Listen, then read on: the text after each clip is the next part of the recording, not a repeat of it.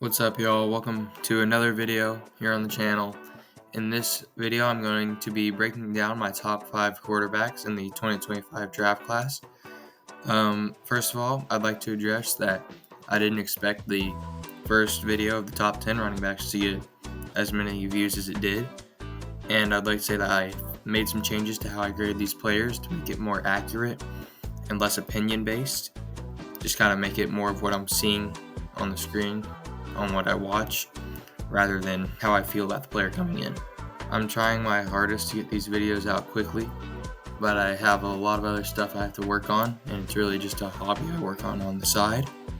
So these videos probably will not come out very much frequency, but I'm trying my best. If you have any suggestions for future videos or how to improve upon these videos, please leave them in the comments.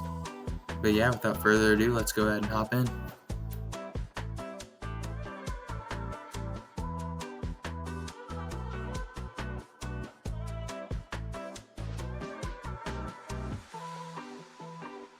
Before we get into my number 5 guy, I'd like to start by talking about a few guys who just barely missed the list. The guys I had at 6, 7, and 8 were Dylan Gabriel, Riley Leonard, and Will Howard. All of them were really close to getting in. Gabriel, he's on the shorter side, which I kind of took off for him, and he had a very easy offense at Oregon. Other than that, he was just a pretty good game manager.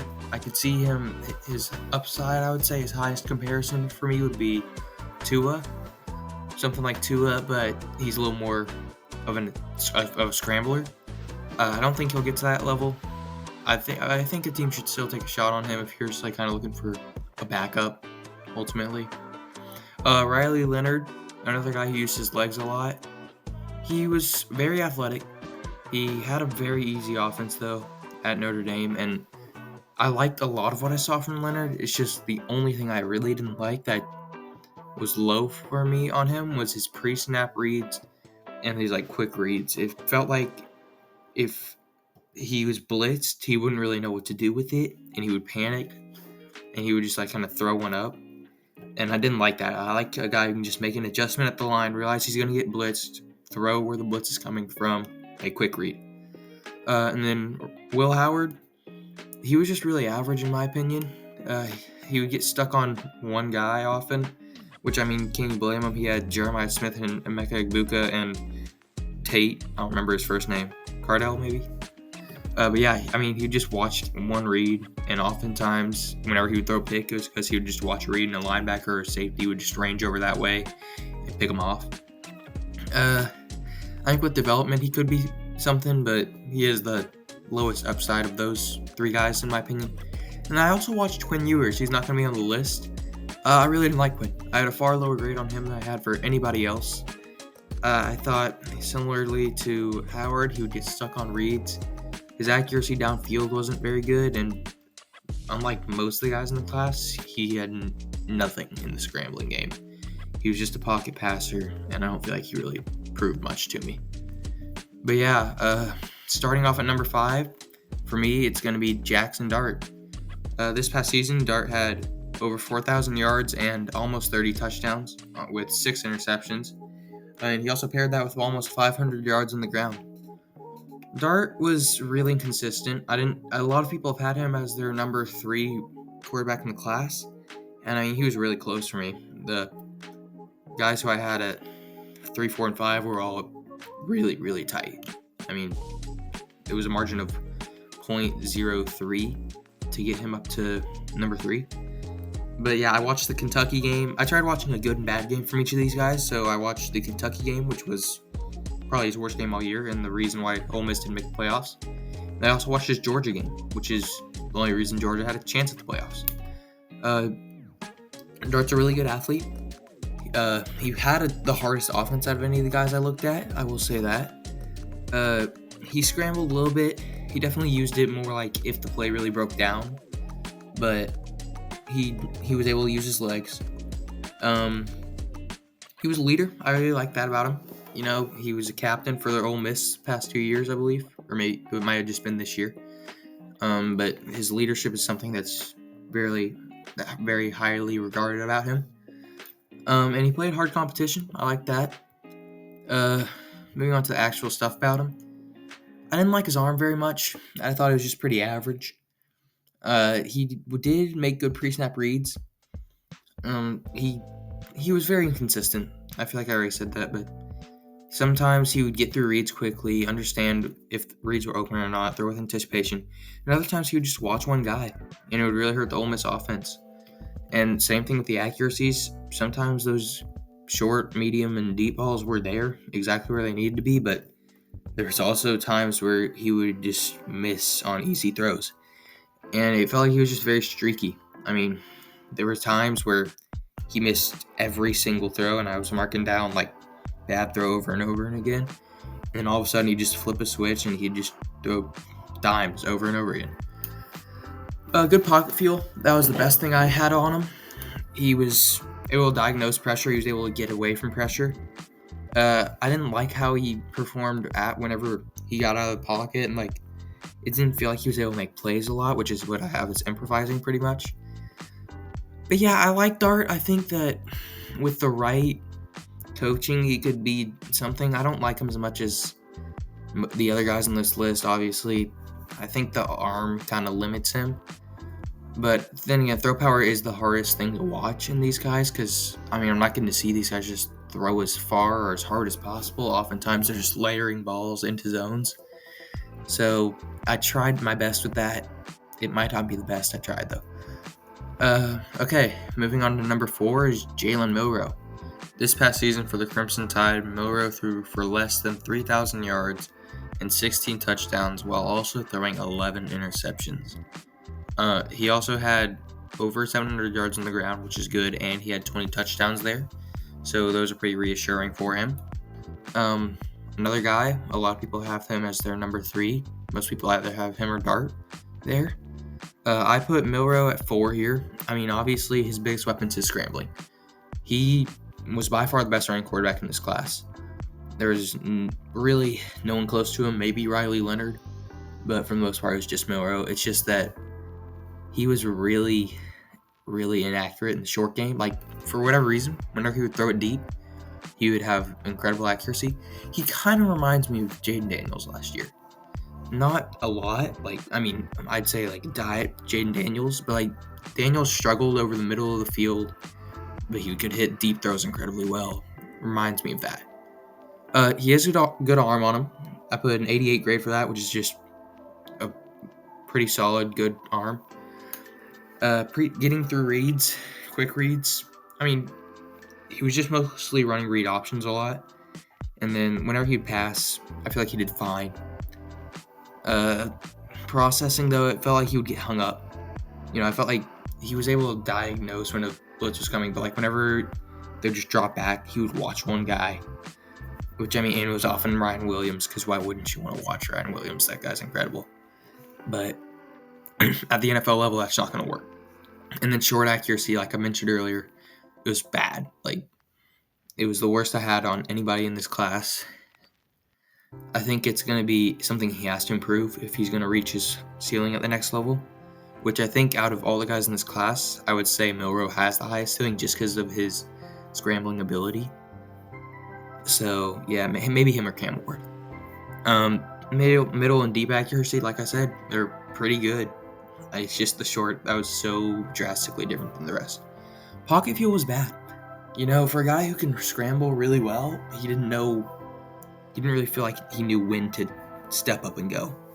He would just kind of like stay in there, or he would leave a clean pocket, get himself like in a bad situation for no reason. Yeah, that's about all I have on Milroe. I like him a lot. I think that the ceiling is there. I think that he's such a fascinating prospect. I think that a team has to draft him into a situation where he can succeed for him to reach his ceiling. But I think if he gets with the right coaching, he could be really dangerous to the next level. Moving on to my third-ranked quarterback, it's Kyle McCord out of Syracuse. This past season for Syracuse, McCord threw for almost 5,000 yards on 34 touchdowns and 12 interceptions. He really didn't do much in the running game with only 3 touchdowns and negative 65 yards. That does take into account sacks, obviously, which is annoying.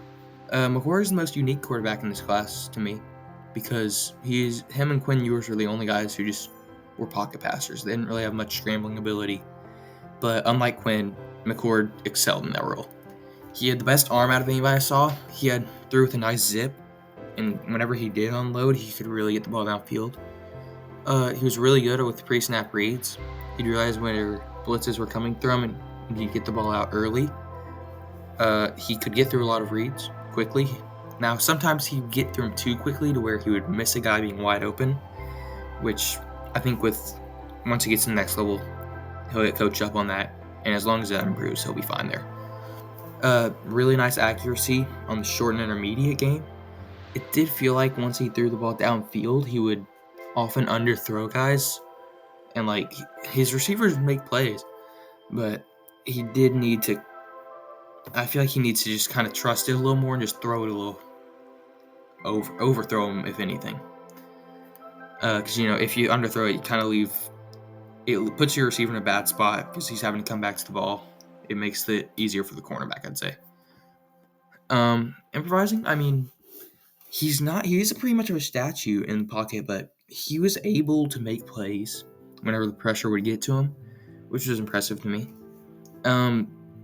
He did sometimes just not feel the pressure coming, and he would struggle, whenever he would have unexpected pressure. So I'd like to see that improve a little bit. But I mean, other than that, he didn't have the hardest offense at Syracuse, but they completely relied on him. If he did well, their team did well pretty much. The only other gripe I had on him was that he didn't play the hardest competition. I mean, Miami was probably the best team he played, and their defense was pretty bad. And then, he struggled in some bad teams like Stanford. So I think he'll still be a good pocket passer at the next level. He kind of reminded me of Tom Brady, but obviously he's not going to be Tom Brady.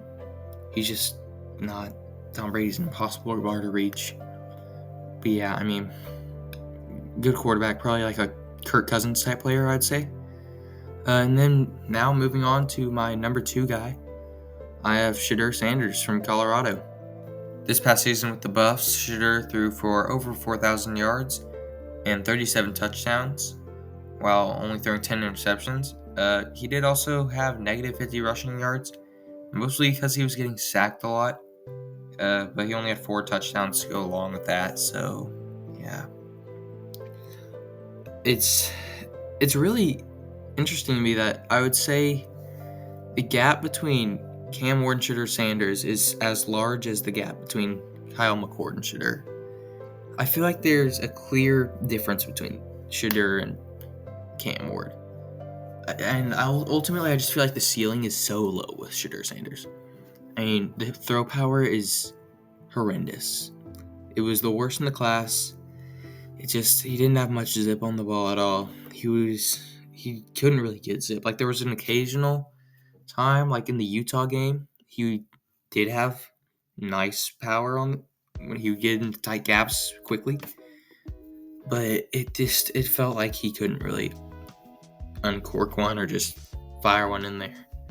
It felt like he was just all about, he had to throw a perfect ball, which he did. I mean, his accuracy was incredible. By far the best in the class. Especially over the middle of the field. Not over the middle field, in the intermediate part of the field. Short accuracy and deep accuracy were also really good. He would get through reads pretty well, especially considering he had a guy like Travis Hunter, where he could realistically just watch Travis Hunter and throw Travis Hunter every play and be fine. It was nice to see him be able to move through reads. Other than that, he was just average pre-snap. Sometimes he'd pick up on the blitz and throw. Sometimes he wouldn't. Sometimes he'd make a good read on an RPO. Sometimes he wouldn't. He didn't have the best pocket feel.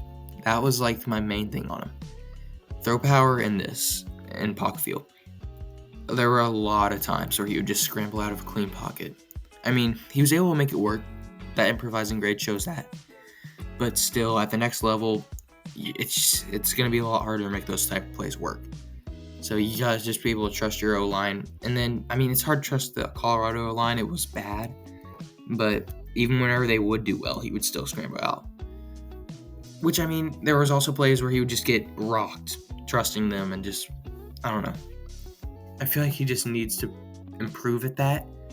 But that's also I feel like that's something that either you have or you don't have. And so, I don't know, we'll see. Other than that, I worry about his leadership at the next level. I mean, there's just he's gonna be worried about like his music career. I hope that doesn't happen. I hope he's able to lead his team and not like get mad and call out players like he was at Colorado. I mean, won't have his dad with him anymore. We'll see how that goes for him. Other than that, though, I think it's time to move on to my number one guy. This is gonna be a short video, but it's a lot fewer players than my top 10 grades. So yeah. Next up is Cam Ward out of Miami. This past season with Miami, Ward had over 4,000 yards with almost 40 touchdowns and only 7 interceptions, while also running for over 200 yards and 4 touchdowns. My highest rated guy, I'd say Cam Ward's probably, I don't know that he's a top 5 value guy, but I'd say he's a mid first round value guy, and I think that's good enough to be taken early in a draft just because you need quarterback. It's the most valuable position. And with him, I feel like everything I didn't like is stuff that you can actually improve. You can't improve throw power, I don't think. I don't think you can really improve pocket feel. And those were 2 things that I liked about him. Pre-snap was incredible. It was the best trade I had for anybody except for Jalen Milroe's scrambling. That's the only thing out of anybody that I had higher. So the pre-snap, I mean, he was just able to diagnose a defense really well. He was really smart. He knew on RPOs, which they ran a lot of at Miami. There was a lot of RPOs. He made the right read almost every time. And when he was blitzed, he was comfortable and calm. I mean, obviously, there's a joke that he's all nonchalant in the pocket. I mean, he was just comfortable, which is good.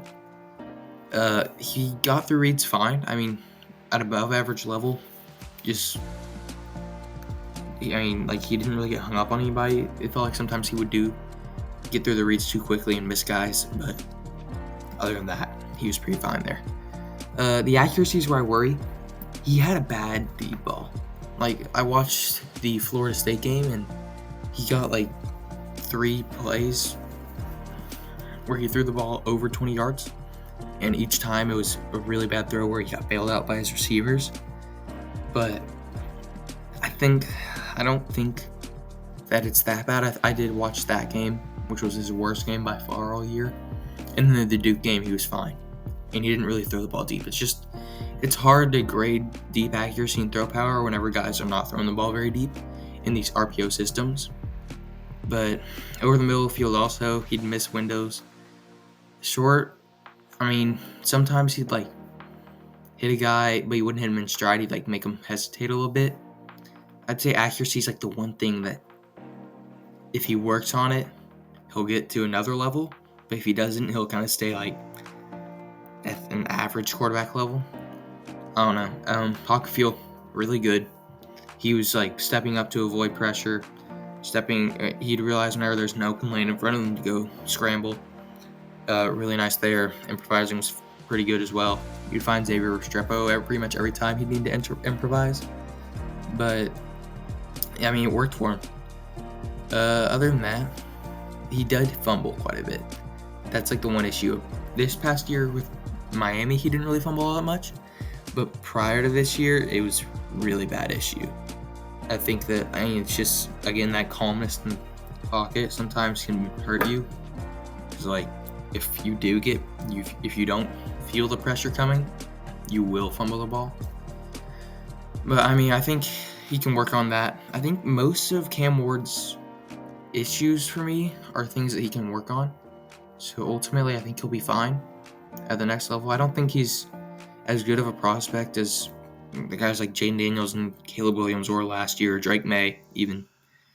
But I think he's definitely fine. I think he's even a step behind Bo Nix from last year. So I don't know if he's like a franchise guy. I think he can definitely be solid. I don't have a pro comp off the top of my mind. I'm sure I'll have one on the screen. But yeah, those are my top 10 guys. Again, if you have any comments, any suggestions, I'll probably be doing a wide receiver version next. That one's probably going to be a long one. I'm probably going to do top 15 just because there's so many receivers and every team has 3 receivers on the field at all times pretty much. So yeah, I don't know when that one's going to come out. School, focus on that first, obviously. But yeah, thank you all very much for watching. If you enjoyed the video, leave a like. If you want to see more stuff like this, subscribe, I guess. Yeah, that's all I got. God bless.